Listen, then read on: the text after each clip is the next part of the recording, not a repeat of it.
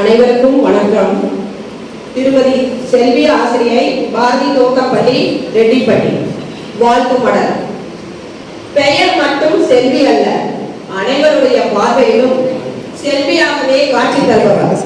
வேலூர் மாவட்டம் குப்பிச்சிபாளையம் இருளப்பன் சுப்புலட்சுமி பெற்றெடுத்த 5வது கடைக்குட்டி. பிஇடி சிவசுப்பிரமணியத்தின் மனைவி.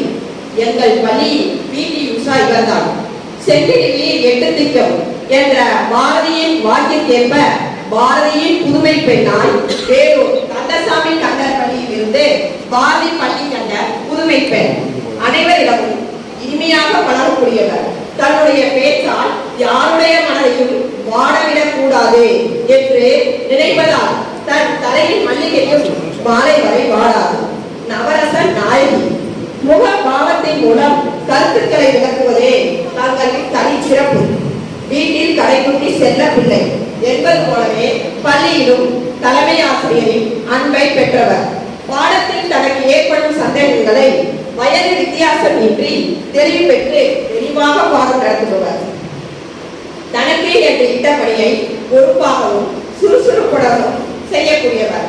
காலை முதல் மாலை வரை அதே சுறுசுறுப்புடன் தன் வேலைகளை செய்பவர். பேருந்து நடத்துனர் முதல் தேர்தல் பணி எஸ்ஐஆர் வரை தன்னுடைய பேச்சு ஆற்றலால் அனைவரிடமும் கவரக்கூடியவர். பெற்றோரிடம் சிறந்த ஆசிரியர் என்ற பெயரை பெற்றவர். அறிவின் தீபம் ஏற்றி அந்தி நேரம் வரை நின்றி. ஓய்வு என்பது முடிவு அல்ல, புதிய தொடக்கத்தின் வாசல். அறிவின் தீபம் ஏற்றி அந்தி நேரம் வரை நின்றி. ஓய்வு என்பது முடிவு அல்ல, புதிய தொடக்கத்தின் வாசல். அன்பும் அமைதியும் சூழ ஆனந்தம் மலரும் காலம். நீங்கள் விதைத்த கல்வி விதைகள் என்றும் பசுமை தரும் மரங்கள்.